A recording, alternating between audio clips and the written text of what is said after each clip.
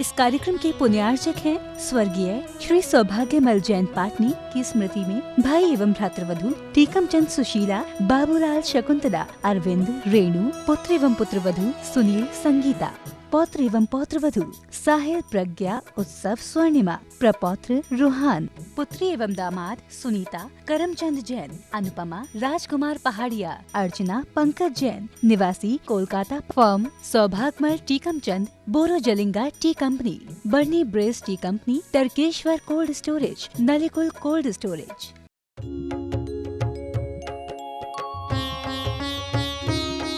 शंका समाधान।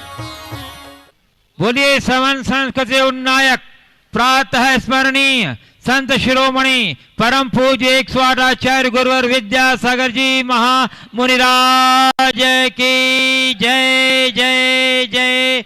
बोलिए गुणायतन प्रणीता, शंका समाधान प्रवर्तक, भावना योग प्रवर्तक, प्रखर वक्ता, परम पूज्य 108 मुनिवर श्री प्रमाण सागर जी मुनिराज की जय जय जय।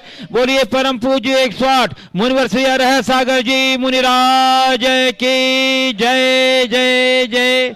प्रिय बंधुओं, जैसा कि आप लोग को विदित ही है कि पूज्य गुरुदेव का सत्संग विहार मंगल में विहार शाश्वत श्री क्षेत्र सम्मेद शिखर जी की ओर चल रहा है और विहार के इस क्रम में आज का माध्यान्हिक पड़ाव राष्ट्रीय राजमार्ग संख्या 7 पर अवस्थित कटनी और सतना के बीच अमदरा टोल प्लाजा के परिसर में है और वहीं से आज का यह शंका समाधान कार्यक्रम आप तक प्रसारित हो रहा है और आज का रात्रि विश्राम भी सत्संग यही स्थान पर होगा। कल के आहार की चर्या संबंध की सूचना आपको समय पर दे दी जाएगी और आज यहीं से नेशनल हाईवे संख्या 7 के अमदरा टोल प्लाजा से शंका समाधान आप तक पहुंच रहा है। इस शंका समाधान एक कार्यक्रम से देश और विदेश के जुड़े सभी श्रद्धालुओं का तथा यहाँ उपस्थित सभी श्रद्धालुओं का मैं सतना के समस्त जैन समाज की ओर से हार्दिक हार्दिक अभिनंदन करता हूं और अमर पाटन की समाज भी इसमें साथ लगी है, उनकी ओर से भी आप सबका अभिनंदन करता हूं। कटनी और मुख्य जो हमारे बिहार के पुण्यार्जक हैं उनकी ओर से भी आप सबों का हार्दिक अभिनंदन करता हूं। एक बार हमारे पुण्यार्जकों के लिए कत्तर झोली से अभिनंदन कर दीजिए बंधु। और मैं आपको लिए चलूं शंका समाधान की ओर। इसके पूर्व रोज की तरह हम लोग सभी मिलकर पूज्यदेव के चरण कमलों में त्रिवार नमोस्तु निवेदित करते हुए उनके मंगलमय आशीर्वाद से अपने को अभिषेक करके दात करेंगे। तो हाथ जोड़िए, मस्तक झुकाइए और बोलिए मेरे साथ, नमोस्तु गुरुदेव, नमोस्तु गुरुदेव, नमोस्तु गुरुदेव। बंधु, अत्यंत प्रसन्नता है कि आज के शंका समाधान में हम लोगों के बीच आचार्य श्री के संघस्थ ब्रह्मचारी सुनील भैया जी और ब्रह्मचारी पद्म भैया जी यहाँ उपस्थित हैं। इनका परिचय देना नहीं है, पूरा हिंदुस्तान या पूरा विश्व जानता है कि ये इनकी क्या स्थिति है संघ में। और आज मैं प्रथम प्रश्न के लिए ब्रह्मचारी भैया सुनील जी को आमंत्रित कर रहा हूँ और उसके बाद ब्रह्मचारी भैया पद्म भैया जी तैयार रहेंगे। नमोस्तु गुरुदेव, नमोस्तु नमोस्तु नमोस्तु। कल जब हम आचार्य भगवान के पावन चरणों से कुंडलपुर की ओर रवाना हो रहे थे उस समय आचार्य भगवान का आशीर्वाद लिया और आचार्य भगवान को हमने कहा, पूज्य प्रमाण सागर महाराज जी रास्ते में विहार करते हुए कहीं ना कहीं हम चाहते हम दर्शन कर लें उनके। तो आचार्य भगवान ने खूब खूब आशीर्वाद दिया दोनों महाराज जी को और आचार्य भगवान ने कहा दोनों महाराज को आशीर्वाद बोल देना। पर हमने कहा सतना के आसपास होना चाहिए क्योंकि सतना वाले बहुत पीछे लगे और 2 दिन पहले ही सतना वाले आए थे यहाँ पर और प्रार्थना की थी कि वेदी प्रतिष्ठा महोत्सव पूज्य प्रमाण सागर महाराज जी के सन्निधि में हो जाए। तो आचार्य भगवान ने कहा कि उनको बोल देना जैसी अनुकूलता हो काम करते जाना। ऐसा आशीर्वाद आचार्य भगवान ने दिया। की जय जय जय।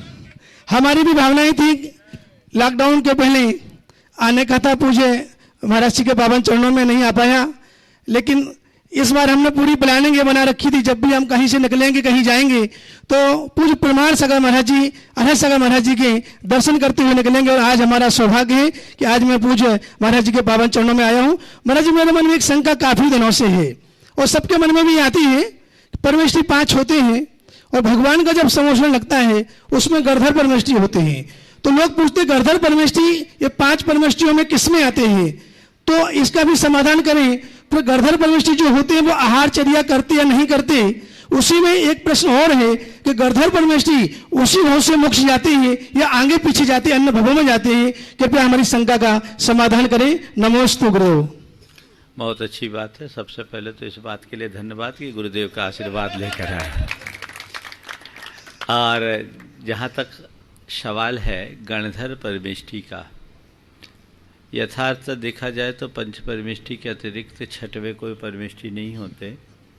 हम लोग श्रद्धा और भक्ति भाववश गणधर के साथ अलग से परमेष्ठी शब्द का प्रयोग करते हैं। गणधर का मतलब क्या? गण यानी संघ, और संघ को धारण करने वाले गणधर कहलाते हैं। गणधर कहो, गणपति कहो, गणनायक कहो, गणेश कहो, ये सब एक अर्थक है। ये संघ के नायकत्व का द्योतक है। तो चूंकि गणधर भगवान के समोसरण में मुनियों के नायक के रूप में होते हैं और मुनियों के नायक का नाम आचार्य होता है, इसलिए गणधर आचार्य परमेष्ठी में ही अंतर्भूत समझने चाहिए। दूसरी बात, गणधर परमेष्ठी आहारचर्या के लिए उठते हैं या नहीं उठते? तो गणधर परमेष्ठी को दीप्त तप, गणधर परमेष्ठी में भी लगा रहा हूँ, गणधर भगवान को, गणधर प्रभु को दीप्त तप नाम की रिद्धि होती है। और दीप्त तप रिद्धि का प्रताप ऐसा होता है कि धवला में उसके संदर्भ में लिखा है, सब काल उवास संतोपी, पूरे जीवन पर्यंत उपवास होने के बाद भी शरीर की दीप्ति दिनों दिन बढ़ते जाए, उसका नाम है दीप्त तप रिद्धि। तो दीप्त तप रिद्धि है, वो दीप्त तप रिद्धि के धनी होते हैं, इसलिए आहार लेने का सवाल नहीं है।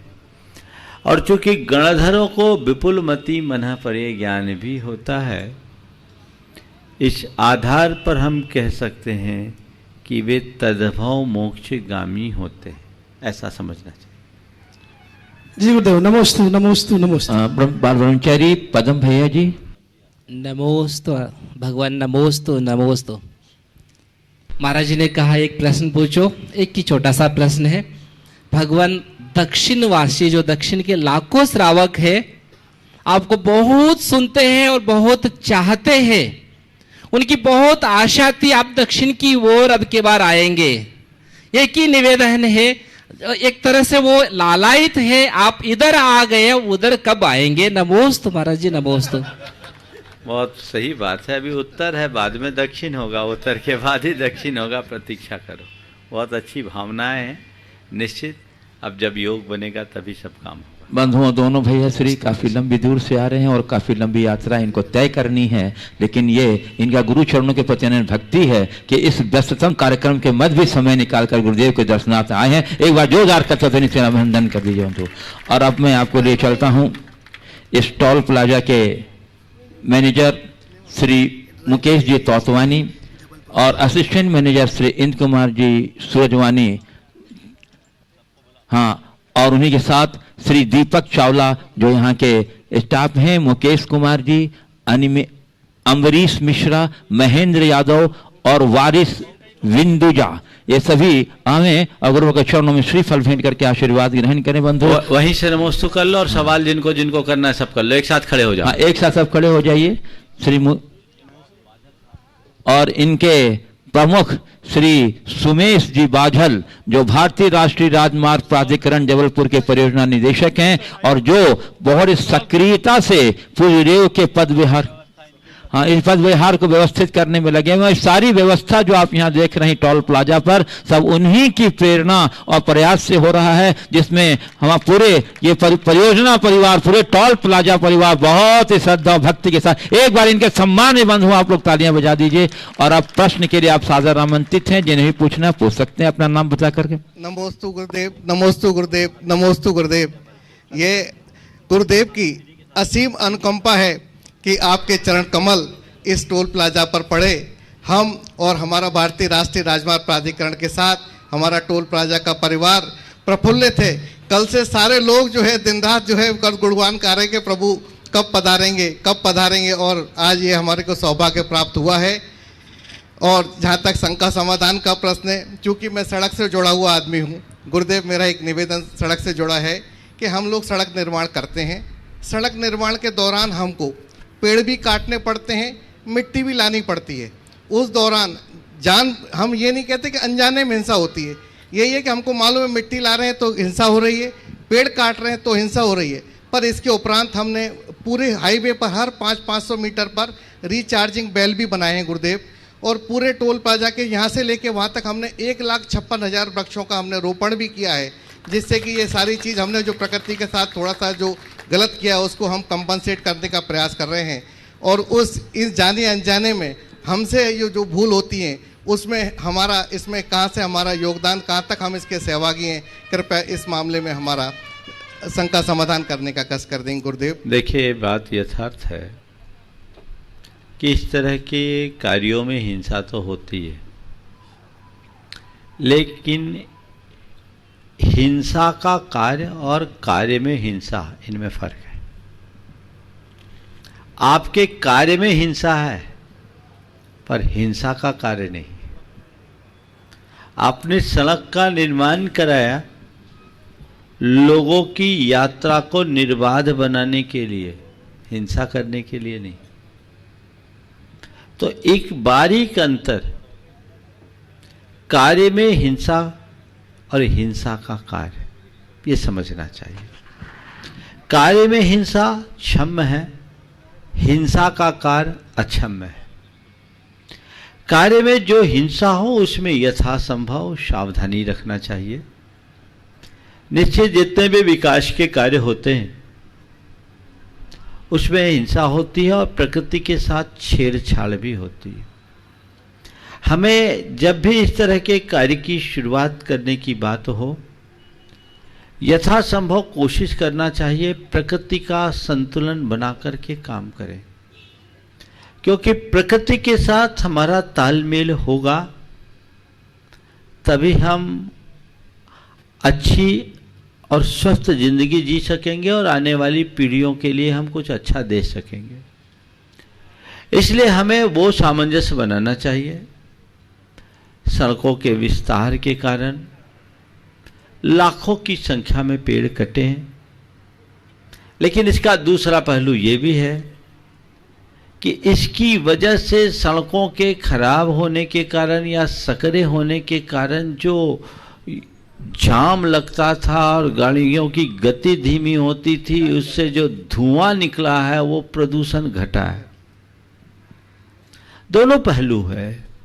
देश के विकास के लिए ये सब चीजें आवश्यक है, इसलिए मैं इन सब बातों के विषय में कोई टिप्पणी नहीं करना चाहता, पर इतना जरूर कहूंगा, जितने रफ्तार से सड़क का निर्माण हो रहा है उससे दुगनी रफ्तार से पेड़ों का आरोपण होना चाहिए। मैं पूरे देश में घूमता हूं, देखने में आता है कि वृक्षारोपण के नाम पर छोटी छोटी झाड़ियों से ही कर्तव्य की पूर्ति मान ली गई है।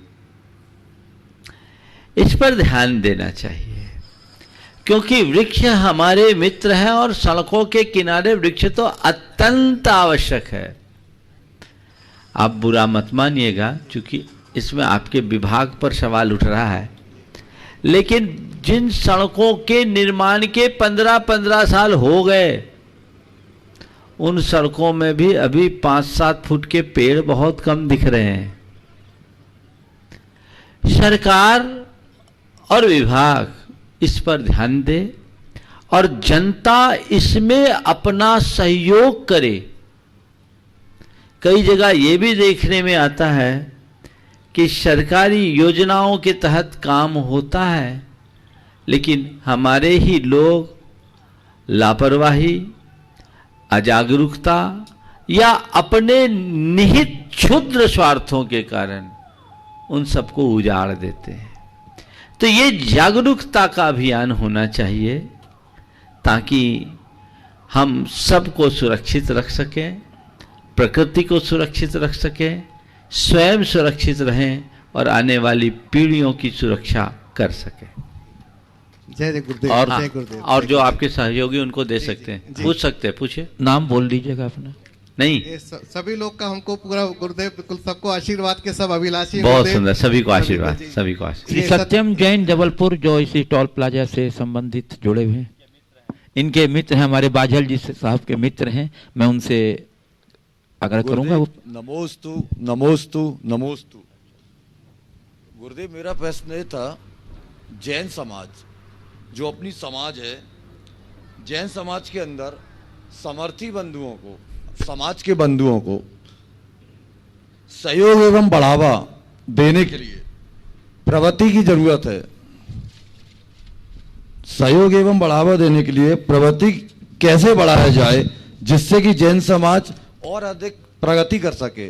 बहुत अच्छा मुद्दा आपने उठाया। इस विषय में मैंने अनेक बार प्रकाश डाला है और कई स्थानों में साधर्मी विकास न्यास की स्थापना भी हुई और मेरे कहने के बाद अनेक लोगों ने वैयक्तिक स्तर पर साधर्मी जनों के सहयोग के लिए काम किया।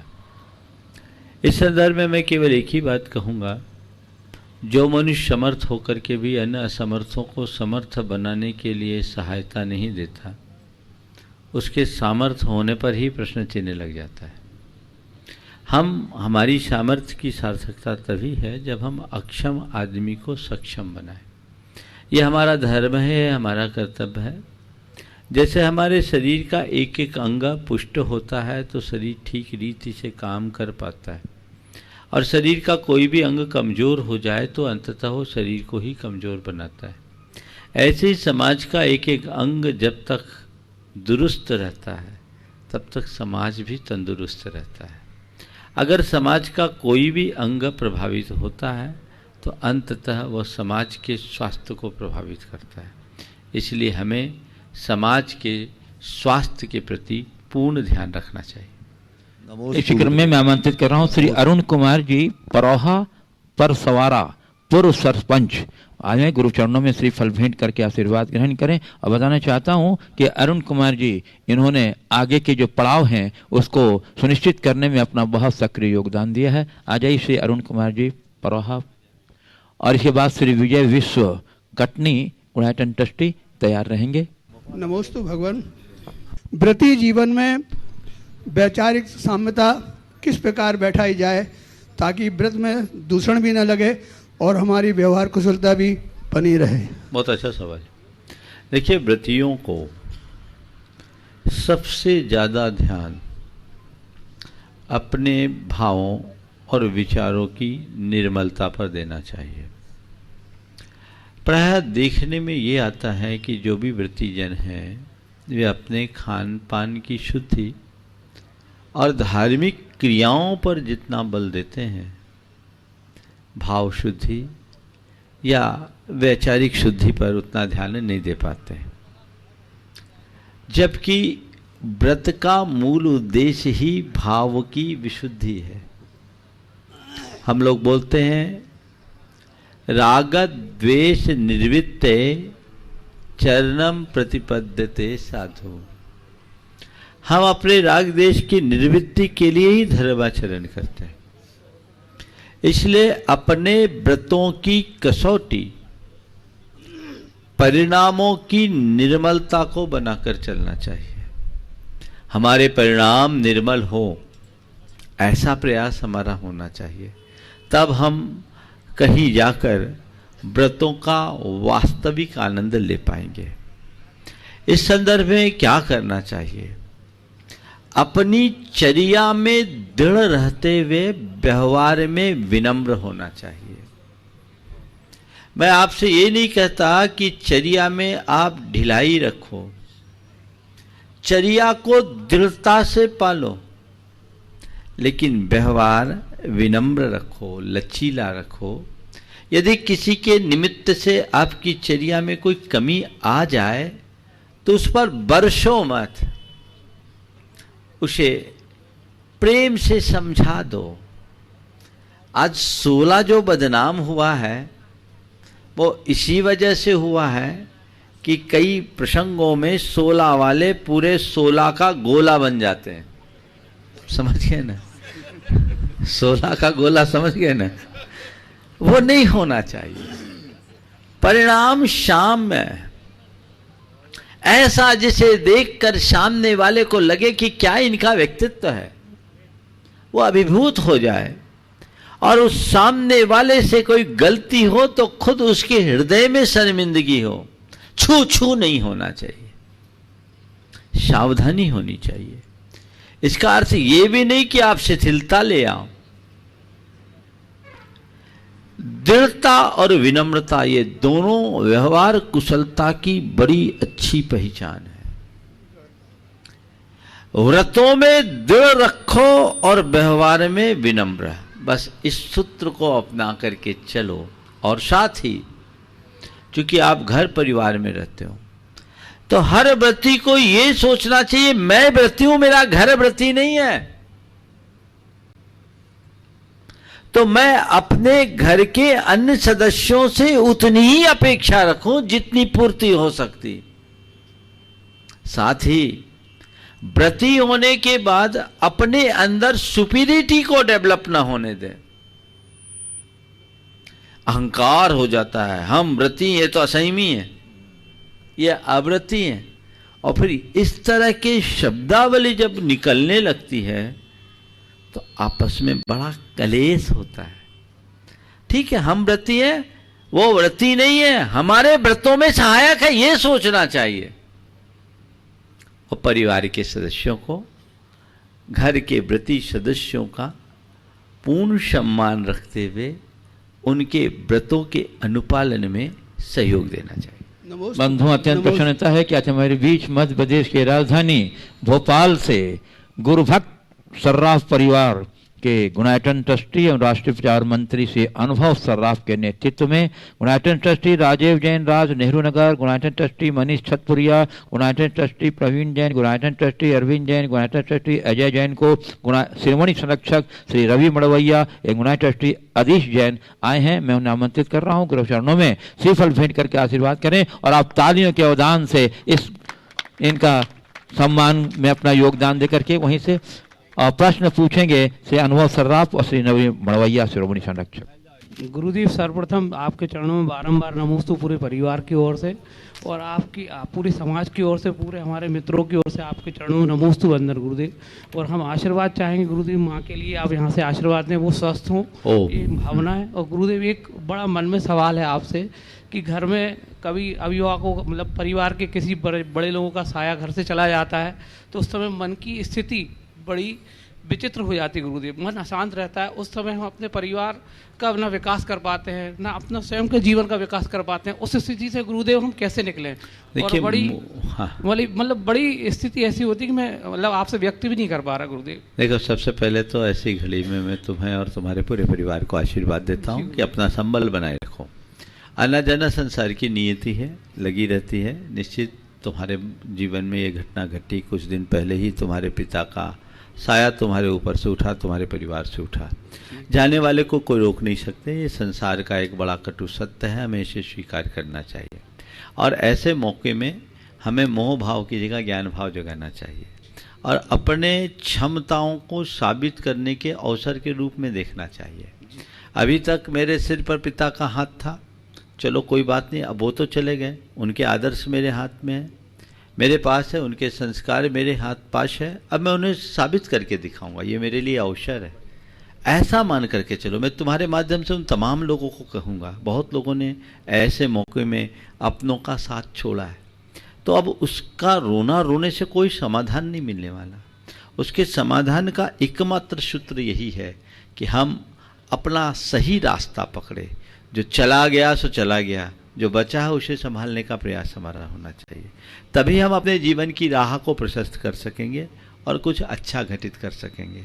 बीती हुई बातों को पकड़ने वाला मनुष्य कभी आगे नहीं बढ़ सकता। केवल भावी लक्ष्य को सामने रख कर चलने वाला व्यक्ति कभी पिछड़ता नहीं। आगे चलो, आगे चलो, आगे चलो, बीतीता ही विचार के आगे की सुध ले की उक्ति को चरितार्थ करो। श्री रवि मड़वैया शिरोमणि संरक्षक गुणायतन। महाराज जी के चरणों में नमोस्तु नमोस्तु मेरे परिवार और भोपाल निवासियों की तरफ से। महाराज जी, मैं कृतज्ञ हूँ आपका, जो आपने आशीर्वाद दिया, जो मैं आज यहाँ खड़ा हूँ और मेरा परिवार भी है सुरक्षित। मैं चाहता हूँ जो आप भावना योग सिखा रहे हैं उसमें हम लोगों का मन क्यों नहीं लगता? जब तक हम दुखी होते हैं, किसी तरह से परेशानी में होते हैं, तब तो हम कर लेते हैं, लेकिन बाद में हम उसको कंटिन्यू क्यों नहीं करते? संकल्प ले लो, कंटिन्यू हो जाएगा। जैसे संकल्प लो कि 90 दिन मैं भावना योग करूंगा ही, और 45 मिनट वाला भावना योग। जी महाराज। 5 मिनट वाला तो बात क्या है। आप शुरुआत में जिनको भी भावना योग से अपने जीवन में चमत्कार घटित करना है, आपको YouTube में भावना योग लेटेस्ट करके मिलेगा, जो अभी कटनी का है, लगभग 47 मिनट का है। वो पूरा भावना योग कीजिए और उसे अपने जीवन का एक हिस्सा बनाइए। 90 दिन में आप अपने जीवन में बड़ा बदलाव महसूस करेंगे। फिर हो सकता है आप 5 मिनट का भी करेंगे तो आपको अच्छा लगेगा।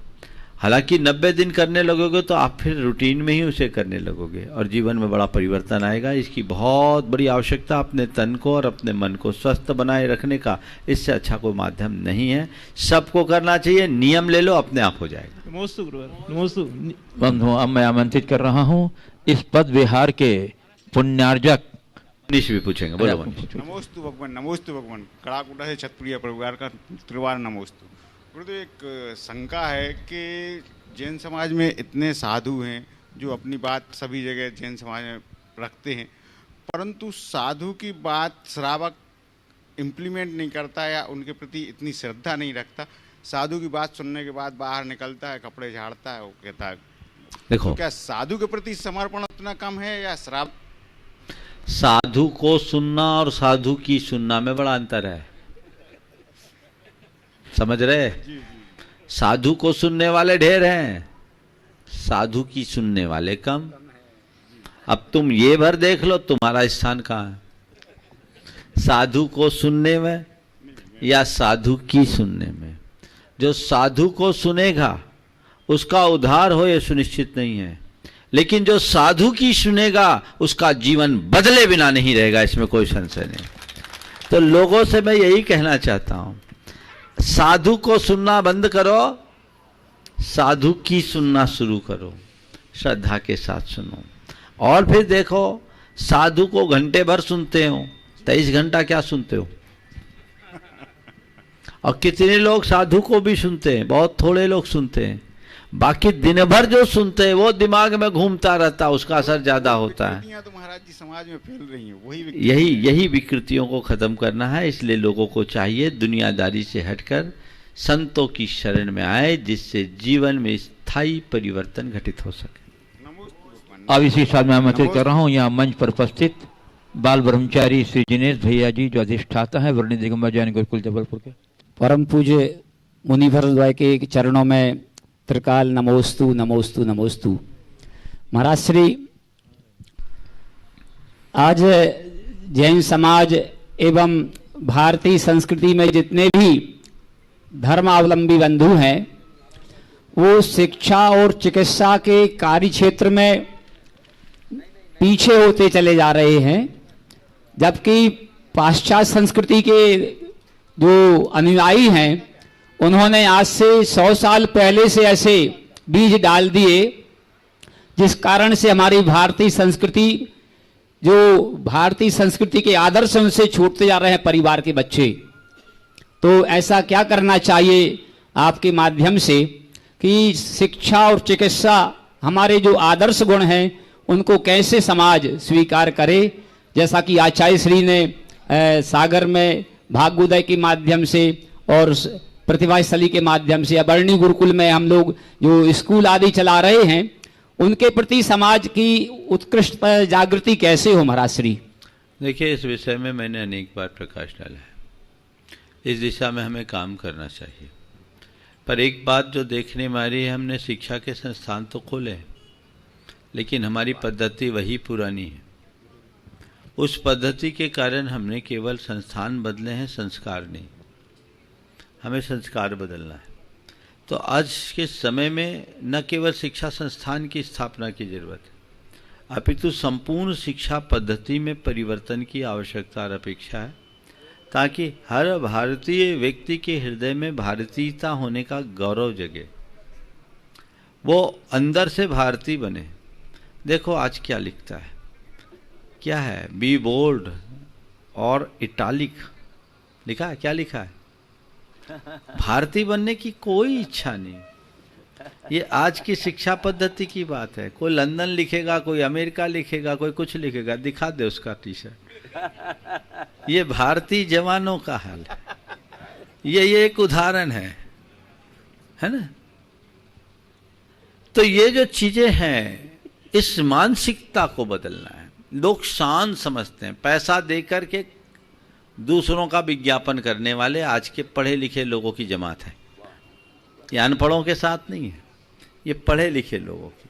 तो सोच को बदलना है और इस बदली सोच के बल पर ही हम कुछ अच्छा घटित कर पाएंगे और समाज को अपने स्तर पर इसका प्रयास करना चाहिए। एक समय था जब जैन समाज ने शिक्षा के क्षेत्र में काफ़ी काम किए, चिकित्सा के क्षेत्र में भी काम किए, जगह जगह विद्यालय खुले और औषधालय खुले। औषधालय आज चल रहे हैं, विद्यालय बहुत खुले, वर्णी जी के युग में और भी बाद में बहुत जगह विद्यालय खुले। लेकिन आज वर्तमान की जो शिक्षा पद्धति है उसके बदल जाने के कारण, अंग्रेजीकरण और सीबीएसई की तरफ रुझान होने के कारण हमारे सारे शिक्षा संस्थान अब लगभग विलुप्ति के कगार पर पहुंच रहे हैं। हमारे पास इतना बड़ा इंफ्रास्ट्रक्चर है, आज भी नया खोलने की कोई जरूरत नहीं। जितने शिक्षा संस्थान हैं, यदि देश भर की सभी शिक्षा संस्थानों के एक एपेक्स बोर्ड बने, उनके लिए एक अच्छी कार्य योजना बने और एक अपनी शिक्षा पद्धति को विकसित करके उनको उस बोर्ड से जोड़ा जाए, तो एक बहुत बड़ी क्रांति की जा सकती है समाज में। मैं उस ढर्रे में विश्वास नहीं करता कि जैसा सब कर रहे, एक स्कूल और खोल दो, 2 स्कूल और खोल दो। जड़ को बदलो, कुछ ऐसा सोचो। आज ऐसा कौन सा शहर और गांव नहीं है जहां जैनों के स्कूल ना हो, जहां 100 परिवार भी जैनों के हैं, वहां जैनों के स्कूल है लगभग। उन स्कूल्स में अच्छा इंफ्रास्ट्रक्चर है। बस हमें करना क्या है, केवल उसकी व्यवस्था को बदलना है, एक तंत्र के साथ जोड़ना है। और यदि ऐसा करने में हम सफल होते हैं तो वो एक बहुत बड़ी उपलब्धि बनेगी। प्रतिभा श्री की पूर्व छात्रा सौम्या सिंह है और उसके बाद तैयार रहेंगे नंदन जैन अमर पाटन अपने युवा मंडल के साथ। नमोस्तु महाराज जी, नमोस्तु महाराज जी, नमोस्तु महाराज जी।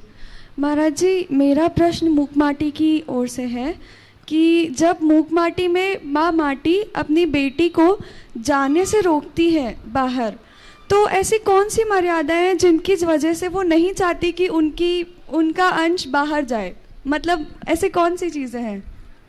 देखिए, मर्यादाएं क्या है, कोई भी माँ ये नहीं चाहती कि मेरी बेटी का विकास ना हो, पर माँ ये जरूर चाहती है कि मेरी बेटी का विनाश ना हो। मिट्टी घट बने, इसमें मिट्टी का गौरव है, पर मिट्टी पानी में बह जाए, ये मिट्टी का विनाश। मिट्टी घट कब बनती है?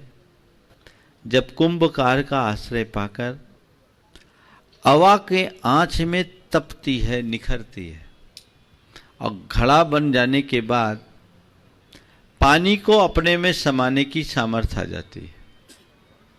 लेकिन वही मिट्टी ऐसी ही रह ले तो क्या होगा? या तो पानी में बह जाएगी, या कच्ची मिट्टी पर किसी के पैर पड़ जाए तो सामने वाले को गिरा देगी। कच्ची मिट्टी पर पैर पड़ने से फिसलन होती है, अनुभव है ना। तो बस माँ यही चाहती है कि मेरी बेटी पक जाए, कच्ची न रहे, मेरी बेटी विकास करे, वो परिपक्व बने, बहे नहीं। बस ये मर्यादा होनी चाहिए। जो अपने संस्कारों के सीमा में बंधे रहे, उससे श्रेष्ठ कोई नहीं। एक आदर्श कन्या की मर्यादा यदि मुझसे पूछते हो तो मैं यही कहूँगा, वो अपने शील को सुरक्षित रखे, अपने संस्कार को सुरक्षित रखे, अपनी पवित्रता को अक्षुण्ण बनाए रखे। कन्या को लोक में मंगल कहा गया है, तो मंगलपना उसके अंदर तभी तक है जब तक कन्या विशुद्ध कन्या है, उसके अंदर पवित्रता कायम है। आज ये पवित्रता नष्ट हो रही है, आधुनिकता के नाम पर।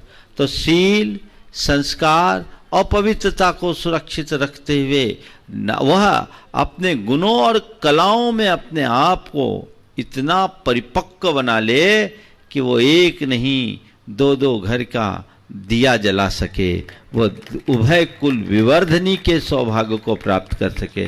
तो इसमें ये सब चीजें आ जाती है, शील, संस्कार और पवित्रता की सुरक्षा के साथ कला और गुणों का विकास। हम आज इन सब बातों को गौण कर रहे हैं।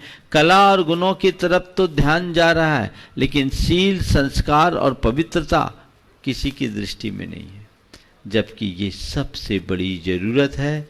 आज की कन्याएं इन सब से दूर हो जाने के कारण उनके अंदर की जो मूलभूत गरिमा है वो खंडित हो रही है। इसलिए वे आगे बढ़े और अपनी पवित्रता को बना के रखें। बंधुओं, अमरपाटन के युवा पूज्य गुरुदेव के पावन चरण अमरपाटन की ओर ले जाने के लिए बड़ी सक्रियता और उत्साह और उमंग के साथ लगे हुए हैं। मैं आपका अभिनंदन करता हूं और आप सभी गुरुदेव के चरणों में नमोस्तु निर्जित करते हुए एक प्रश्न पूछ लें अपने प्रतिनिधि के रूप में। महाराज श्री नमोस्तु नमोस्तु नमोस्तु। महाराज श्री देखते देखते मार्ग में सिंगल रोड थी, फिर डबल लाइन हुई, 4 लाइन हुई, 6 लाइन हुई। मोक्ष मार्ग में ये पूछना चाहते हैं महाराज जी, 1 वे है, सिंगल लाइन है, 4 लाइन है, 6 लाइन है, मोक्ष मार्ग के लिए कौन सी लाइन? बहुत सुंदर। देखो, मोक्ष मार्ग में न 1 वे है, न 2 वे है, न 4 लेन है। समझ गए? मोक्ष मार्ग में ये सब नहीं है। मोक्ष मार्ग में तो रेलवे का ट्रैक है। समझ गए? तुम्हारी इस लाइन में गाड़ी भटक सकती है। बहुत सारे ये जितने तुम्हारे हाईवे है ना, इनमें बहुत सारे टर्निंग्स है और उन टर्निंग्स के कारण गाड़ी भटक सकती है। लेकिन रेलवे ट्रैक पर एक बार गाड़ी आ जाए तो लेट भले हो जाए, भटक नहीं सकती। समझ गए? तो मोक्ष मार्ग में वो सिंगल ट्रैक है। समझ गए? और जितनी ट्रेन जाए उतनी लाइन है। समझ गए? इसमें कोई क्रॉसिंग नहीं है, 1 वे ही है। 2 वे का तो काम ही नहीं है इसमें। समझ गए? बस जाना ही है, आने वाला काम नहीं है। तो एक बार इस ट्रैक पे अपनी गाड़ी को ले आओ, पक्के में अपने लक्ष्य तक पहुंच जाओगे, कोई नहीं रोक पाएगा। नमस्ते नमस्ते। मैं आमंत्रित कर रहा हूं सतना से श्री धन्य कुमार जैन बंटू, जो प्राटस ट्रेडर्स हैं, सब परिवार खड़े हो जाएं और जिनके कंधों पर कटनी से लेकर सतना तक के बिहार का संयोजकत्व का दायित्व दिया गया है। वो अपना प्रश्न पूछेंगे और उसके बाद तैयार रहेंगी सिद्ध जैन दीप सतना। महाराज जी के चरणों में त्रिवार नमोस्तु नमोस्तु नमोस्तु। महाराज जी, महाराज जी, मेरी ये शंका है कि एक साधारण व्यक्ति को भक्त बनने के लिए परोक्ष रूप से सब कुछ करना चाहिए या प्रत्यक्ष रूप से? फिर से बोलो। एक साधारण व्यक्ति को भक्त बनने के लिए परोक्ष रूप से सब कुछ करना चाहिए या प्रत्यक्ष रूप से? देखिए, जो भक्त बनता है ना, वो कुछ सोचता ही नहीं कि मैं परोक्ष करूं या प्रत्यक्ष करूं। जो मौका आ जाए सो कर लेता है। समझ गए? चाहे वो साधारण हो, लोक दृष्टि में साधारण होगा, पर जिसके हृदय में भक्ति जग जाती है वो खुद असाधारण बन जाता है। एरिया जैन के बाद सिद्ध जैन दीप सतना और उसके बाद तैयार रहेंगी अंशिता जैन अवंती परिवार सतना। नमोस्तु गुरुदेव। गुरुदेव, मेरा प्रश्न ये है कि जो चीज हमें पसंद नहीं रहती है, जैसे करेला, उसे हम त्याग कर देते हैं और बोलते हैं हमारा करेले का त्याग है, इसका त्याग है, और जो चीज हमें पसंद रहती है हम उसका त्याग ही नहीं करते हैं। तो असली त्याग क्या है गुरुदेव, और असली त्याग का फल किस चीज में है? आसक्ति का त्याग ही असली त्याग है। समझ गए? तो आसक्ति को त्यागो, हमारा लगाव घटना चाहिए। जिसमें हिंसा हो उनसे बचो, जिससे आसक्ति हो उनसे बचो, जिनसे मन में प्रमाद बढ़े उससे बचो। समझ गए? नमस्ते। अंशिता जैन अवंती परिवार सतना और उसके बाद तैयार रहेंगे ब्रिजेंद्र गौतम पप्पू सतना। नमोस्तु महाराज जी। महाराज जी, मेरी शंका ये है कि भारत में जो कानून बने हैं वो तो हमें पता है कि डॉक्टर अंबेडकर जी और उनकी टीम ने बनाए हैं, परंतु धर्म के कानून, संविधान किसने बनाए हैं जिससे हमें पता चलता है कि अच्छा करोगे तो स्वर्ग मिलेगा या ऐसा करोगे तो नर्क मिलेगा? कृपया शंका का समाधान। देखो, ये जो भारतीय दंड विधान या दुनिया के अलग अलग देशों के कानून हमारे द्वारा बनाए हुए कानून हैं, जिसकी हम खुद व्याख्या करते हैं, खुद उसमें दलील देते हैं और उसे बदलते हैं। लेकिन जो धर्म का कानून है ना, वो कुदरत का कानून है। कुदरत का कानून न किसी ने बनाया, न कोई उसे बदल सकता है। समझ गए? ये स्वाभाविक है, भोजन करोगे शरीर पुष्ट होगा, और जहर पियोगे तो बोलो नुकसान, मरोगे ना। तो ये किसने बनाया? ये प्राकृतिक नियम है। तो जो कुदरत का कानून है वो शाश्वत है, किसी के द्वारा बनाया हुआ नहीं है, सदा से है, सदा रहेगा। विजेंद्र गौतम पप्पू सतना तैयार रहेंगे। प्रबोध जैन मैहर जी। महाराज जी आपको नमोस्तु नमोस्तु नमोस्तु। महाराज जी, ये सम्यक दर्शन और सम्यक ज्ञान क्या महत्व है? उसमें सम्यक जो शब्द है उसका क्या अर्थ है महाराज जी? समीचीनता का, सही श्रद्धा और सही ज्ञान होना चाहिए। चलिए आगे। श्री प्रबोध जैन मैहर और उसके बाद तैयार रहेंगे गौर बरेली से श्री संजय जैन बरेला के। नमोस्तु भगवान, नमोस्तु भगवान, नमोस्तु भगवान। सकल मैहर दिगंबर जैन सिख समाज की तरफ से नमोस्तु महाराज। महाराज जी, मेरी शंका ये है कि अगर हम मंदिर जाते हैं, पूजन अभिषेक करते हैं तो हमें आंशिक संतुष्टि मिल जाती है, पर अगर हम गुरुदेव के चरणों में जाते हैं तो लगता है हमें उनकी बैयावृत्ति मिल जाए, हमें उनका बिहार मिल जाए, हमें उनका पड़गाहन मिल जाए, हमें हार देने को मिल जाए। तो महाराज जी, मेरी शंका ये है कि जो मन की मारीच गुरुदेव के प्रति रहती है वो खत्म क्यों नहीं होती? महाराज जी कृपया शंका का समाधान। ये मारीचिका नहीं है, भक्ति है। भक्ति तो बढ़नी चाहिए, ये तो बढ़नी चाहिए, और जितना अधिक से अधिक कर सको कर लो। श्री संजय जैन बरेला और रहेंगे शाहपुरा वाले श्री रमेश जी जैन जबलपुर। हम जहाँ रहते हैं गौरस्थान में, वहाँ पर 15-20 साल से लोग बिना मतलब देव दर्शन के भोजन कर रहे थे। तो ऐसा कौन सा पुण्य प्रताप हो कि आपके दर्शन किया आपका? हाँ, तुम्हारा आशय मैं समझ गया। देखो, ये गौर वाले हैं, छोटे से गांव के लोग हैं, आए थे, बहुत दिनों से बिना दर्शन पूजन के रह रहे थे। मड़िया जी में जिनेश जी हमारे पास ले आए, संयोग से इन्हें भूमि मिल गई, भूमि की भूमिका बन गई है। मेरा आशीर्वाद है, लग पक करके मंदिर बनाओ। छोटी सी समाज है, साधन सीमित है, सबके बीच जाके सबसे मिल करके, चूँकि 6-7 परिवार वहाँ स्थायी रूप से रह रहे हैं, ऐसे लोगों को सहयोग जरूर देना चाहिए। और जबलपुर बगल में है, जबलपुर वालों से संपर्क करो, जरूर सहयोग मिलेगा। श्री रमेश जैन जबलपुर शाहपुरा वाले। उसके बाद तैयार रहेंगी गुणमाला श्रीमती कमलेश जैन सतना। नमोस्तु महाराज जी, नमोस्तु नमोस्तु महाराज जी। पूरा भीटा परिवार की ओर से नमोस्तु नमोस्तु। महाराज जी, बड़ों का छोटों के प्रति क्या कर्तव्य होना चाहिए? बड़ों का छोटों के प्रति क्या कर्तव्य होना चाहिए, एक ही लाइन में बोल देता हूँ। छोटों को बड़ों का बहुमान करना चाहिए और बड़ों को छोटों पर वात्सल्य देना चाहिए। छोटे बड़े का मान करे और बड़े छोटों का ध्यान रखे। यदि इतनी सी बात बन जाए तो सब काम हो जाए। चलिए, गुणमाला श्रीमती कमलेश जैन अगला। नमोस्तु महाराज। और उसके बाद तैयार रहेंगे श्री पंडित सिद्धार्थ जी जैन सतना, जो पूर्व जी जैन जगत के प्रख्यात मनीषी पंडित जगन मोहन लाल जी शास्त्री के पुत्र हैं। हाँ, बोलिए।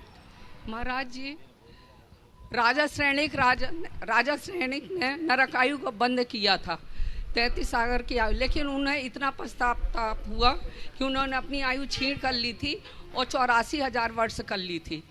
तो उन्हें इतना पश्चाताप हुआ, तो पश्चाताप और पछतावा में क्या अंतर है? क्या? पश्चाताप और पछतावा में क्या अंतर है? पश्चाताप और पछतावा दोनों एक अर्थक है, आप इसे थोड़ा संशोधित करें। पश्चाताप और प्रायश्चित में क्या अंतर है, ये पूछें, है ना। तो पश्चाताप कोई काम करे और अफसोस करे, अरे बुरा हो गया, बुरा हो गया, बुरा हो गया, उससे कुछ कर्म नहीं करते। लेकिन प्रायश्चित है जब उस पाप का एहसास हो, आत्मग्लानि हो और उसके निवारण की तड़फन हो, उसका नाम प्रायश्चित है। समझ गए? पछताने से काम नहीं होगा, उसको प्रक्षालित करने का संकल्प होना चाहिए। पंडित श्री सिद्धार्थ जी जैन, और उसके बाद तैयार रहेंगे पवन जैन पिपरौथ पहाड़ी। परम पूज्य गुरुदेव के चरणों में शतवार नमोस्तु नमोस्तु नमोस्तु।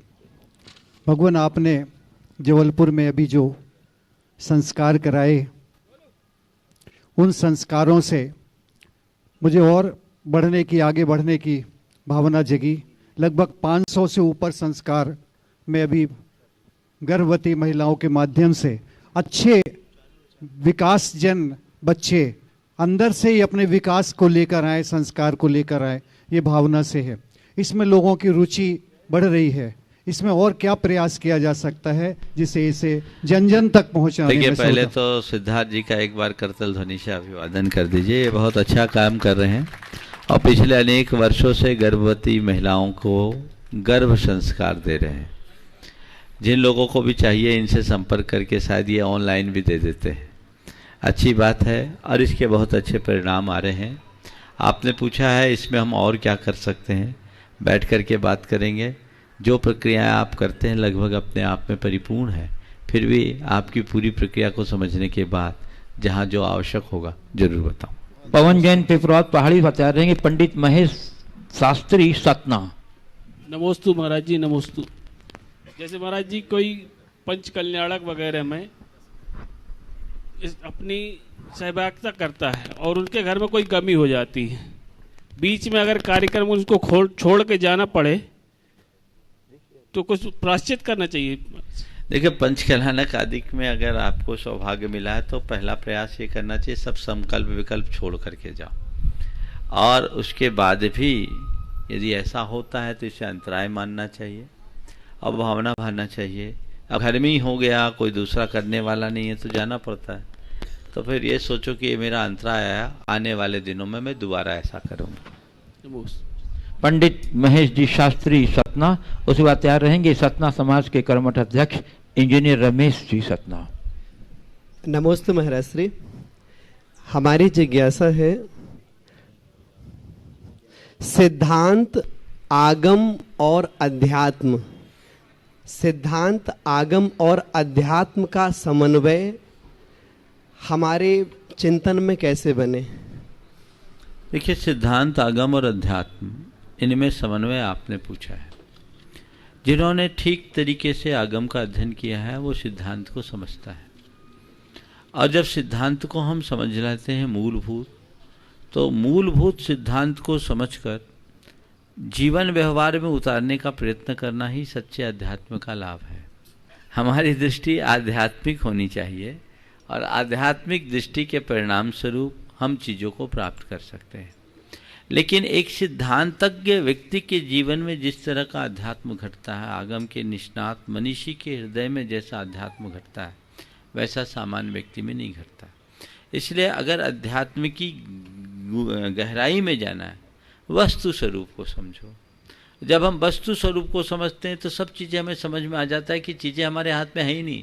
सहज भाव से स्वीकार करो, होता स्वयं जगत परिणाम, जैसे परिणाम अंदर आने लगते हैं तो हम उन चीज़ों को सहज भाव से स्वीकारने में समर्थ होने लगते हैं, तो जीवन की दिशा बदलती है। इसलिए आगम का अभ्यास करना चाहिए।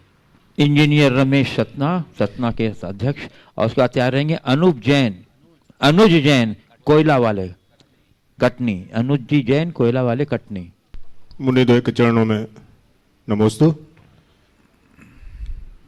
जैसे ही समाज को ये जानकारी लगी, समाज तो भावना भा ही रही थी कि मुनिश्री के कदम सतना की ओर, प्रसन्नता की अपार लहर समाज में थी और समाज फौरन मुनि आचार्य गुरुवर के चरणों में गई, निवेदन किया और आचार्य श्री ने आशीर्वाद दिया। और अभी तक मैं देखता आया था कि ब्रह्मचारियों के माध्यम से संकेत प्राप्त होते थे। ये शायद पहली बार हुआ होगा कि ब्रह्मचारियों को स्वयं भेजा कि आप जाके संकेत दो। आज एक वेदी प्रतिष्ठा का कार्यक्रम था, आचार्य गुरुवर ने संकेत भेजा कि मुनिश्री अपनी अनुकूलता के हिसाब से देख लें, तो निश्चित रूप से मुनिश्री की अनुकूलता बनेगी और हमारा वो कार्यक्रम बड़ी भव्यता के साथ संपन्न होगा, ऐसी समाज की भावना है। मुनिश्री, प्रश्न मेरा ये है कि हम वास्तविक रूप से जीवन को पहचान नहीं पाते हैं, इसलिए मेले में भी अपने आप को अकेला महसूस करते हैं। हम ऐसा क्या करें कि अकेले में भी मेला नजर आने लगे? कृपया बताने का। बहुत अच्छा सवाल है। मेले में भी अपने आप को अकेला महसूस करते हैं, ऐसा क्या करें कि अकेले में भी मेला लगने लगे? कुछ मत करो, झमेला खत्म कर दो। हमने अपने साथ जो झमेला पाल रखा है सब उसका ही खेला है, तो उस झमेले को हटाओ, वस्तु के स्वरूप को पहचानो। ये एक सच्चाई है कि हम सबके बीच भी अकेले ही हैं, कोई किसी का नहीं है। सबके बीच रहो और स्वयं में रमो, तो जीवन का मजा ही कुछ और हो जाएगा। ऐसा मजा हमारे अंदर होना चाहिए। नमस्ते। श्री अनुज जैन, कोयला वाले कटनी, और उसके बाद तैयार रहेंगी श्रीमती शिखा जैन, कैमूर, जिला कटनी। गुरुवर, मेरा प्रश्न है कि हम इस जीवन में ऐसा क्या करें कि अगले जीवन में हमें मोक्ष की प्राप्ति हो? वाह। इस जीवन में क्या करें कि अगले जीवन में मोक्ष की प्राप्ति हो? कुछ मत करो। अभी थोड़ी देर पहले मैंने कहा था ना, मोक्ष मार्ग के ट्रैक पर चलना शुरू कर दो, पक्के में मोक्ष मिलेगा। क्योंकि यहाँ गाड़ी लेट हो सकती है, भटक नहीं सकती। आज मोक्ष मार्ग में चलोगे तो कल मोक्ष मिलेगा। तुम सोचो कि आज मोक्ष नहीं मिल रहा है तो कल मिले, कल भी नहीं मिलेगा। मोक्ष मार्ग में चलोगे तभी मिलेगा। सभी तीर्थंकरों के जीवन चरित्र को पलट करके देखोगे तो 10 भाव तक लगातार उन्होंने उत्कृष्ट धर्मचर्या का पालन किया, तब जाकर तीर्थंकरत्व को प्राप्त किया है। तो ऐसा नहीं समझना मोक्ष इतना सरल नहीं है। तो आज तुम्हारे जीवन में जितना संभव उतना कर लो, उत्कृष्टतम, और मोक्ष मार्ग को अपने जीवन का आदर्श बनाओ, मोक्ष पक्के में मिलेगा। श्रीमती शिखा जैन, कैमूर, जिला कटनी, तैयार रहेंगी ऋचा जैन, अमर पाटन। नमोस्तु गुरुदेव, नमोस्तु गुरुदेव। हमारी कैमूर समाज की तरफ से दोनों मुनि महाराज के चरणों में नमोस्तु नमोस्तु। संस्कृति के दस्तावेज तो बन जाते हैं जिन्हें दस्तावेज नहीं, हाँ, दस्तावेज तो बन जाते हैं जिन्हें सदियां याद करती हैं, लेकिन अपने जीवन की संस्कृति को कैसे अजर अमर बनाए जिससे पीढ़ी दर पीढ़ी याद करें, कृपया मार्गदर्शन दें। अपने जीवन की संस्कृति को अजर अमर बनाए कि पीढ़ी दर पीढ़ी याद करे? कुछ मत करो, विकृति हटा दो, संस्कृति अमर हो जाएगी। विकृति हटाओगे सब ठीक हो जाएगा। चलिए आगे। ऋचा जैन, अमर पाटन, उसके बाद तैयार रहेंगे उर्मिला जैन, निवास मंडला। मुनिद्वय के चरणों में त्रिबान नमोस्तु। महाराज जी, मेरी शंका ये है कि पत्थर परिवर्तित होता है परंतु पिघलता नहीं है, मोम पिघलता है परंतु परिवर्तित नहीं होता। हमें कैसा बनना चाहिए, पत्थर के समान या मोम के समान? हमें पत्थर परिवर्तित होता है, पिघलता नहीं, और मोम पिघलता है, परिवर्तित नहीं होता। हमें क्या करना चाहिए? देखो, मैं इतना कहूँगा, बाहर मोम की तरह होना चाहिए और स्वयं के प्रति पत्थर की तरह होना चाहिए। औरों की तरफ जब भी हो तो मोम जैसा बनो, और स्वयं की तरफ जब भी दृष्टि हो पत्थर जैसा हो। समझ गए? जीवन धन्य हो। उर्मिला जैन, निवास मंडला, उसके बाद तैयार रहेंगी नेहा जैन, सतना। दोनों मुनि महाराजों के चरणों में नमोस्तु नमोस्तु नमोस्तु। महाराज जी, मेरा प्रश्न ये है कि मैं अपने मन से किसी से बैर नहीं रखना चाहती हूँ, लेकिन मैंने बहुत प्रयास किया। कुछ ऐसी वो आती हैं कि सामने वाला आदमी पीठ कर लेता है, तो इसके लिए मैं क्या करूँ? क्षमा भाव रखो और क्षमा करो। नेहा जैन, सतना। नमोस्तु नमोस्तु नमोस्तु महाराज श्री। मेरा प्रश्न ये है कि क्या त्याग की कोई उम्र या समय होता है क्या? क्योंकि कई लोग ऐसे हैं जो 50 साल की उम्र में भी रात में खाते हैं या कुछ ऐसा करते हैं, तो लोग बोलते हैं 50 साल का है तब भी खा रहा है। कुछ लोग 12-13 साल में भी त्याग कर देते हैं, तो लोग बोलते हैं अभी तो उम्र है खाने पीने की, अभी से त्याग क्यों? तो मतलब कोई क्या उम्र है क्या कुछ त्याग करने की? देखो, ऐसा होता है। एक बार एक बच्चे ने प्रश्न किया था, महाराज जी, हम लोग कभी जब कुछ करने लगते हैं तो लोग कहते हैं बेटे अभी तुम्हारी उम्र क्या है, और जब बड़े लोग होते हैं वो कहते हैं अब हमारी उम्र ही नहीं बची, तो महाराज कब करें? तो मैं उन सबसे कहता हूं कि भविष्य में तुम्हें यह कहने की नौबत ना आए कि अब मेरी उम्र नहीं बची। इसलिए जिस उम्र में समझ में आ जाए उसी उम्र से सही रास्ता पकड़ना शुरू कर दो। जब जागो तभी सवेरा। हाँ, अगला। आशीष रजनी, अहिंसा वस्त्रालय। आशीष रजनी, आस्था मितांश। मुनि श्री के चरणों में सादर नमोस्तु। महाराज श्री, एक शब्द होता है विनम्रता और एक शब्द होता है विनय संपन्नता। दोनों के भावार्थ क्या हैं और हम अपने जीवन में विनय संपन्नता का गुण कैसे विकसित करें? देखिए, दोनों का भाव एक है। विनम्रता जब हमारी प्रवृत्ति में होती है तो हमारा बाहरी गुण बनता है, और विनम्रता जब हमारी आत्मा में बस जाती है तो विनय संपन्नता बन जाती है, वो एक तप बन जाता है। अगले प्रश्न के लिए तैयार रहेंगी दृष्टि जैन। दृष्टि जैन, सतना, पारस ट्रेडर्स। नमोस्तु महाराज जी, मेरा प्रश्न ये है कि किसी का भला करना बुरा तो नहीं, पर अपनी सेल्फ रिस्पेक्ट को खो करके किसी का भला करना सही है क्या?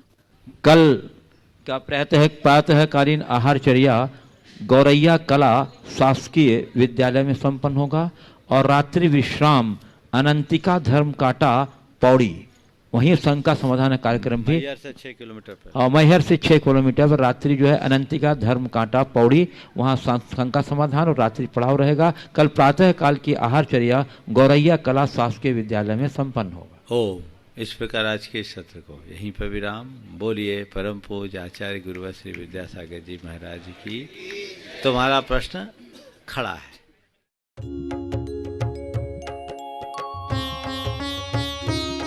शक का समाधान। इस कार्यक्रम के पुण्यार्जक थे स्वर्गीय श्री सौभाग्यमल जैन पाटनी की स्मृति में भाई एवं भ्रातृवधू टीकमचंद सुशीला, बाबूलाल शकुंतला, अरविंद, रेणु, पुत्र एवं पुत्रवधू सुनील, संगीता, पौत्र एवं पौत्रवधू साहिल, प्रज्ञा, उत्सव, स्वर्णिमा, प्रपौत्र रुहान, पुत्री एवं दामाद सुनीता, करमचंद जैन, अनुपमा, राजकुमार पहाड़िया, अर्चना, पंकज जैन, निवासी Kolkata, firm Saubhagyamal Tikamchand Borojalinga tea company, Burnie Brace tea company, Tarkeshwar cold storage, Nalikul cold storage.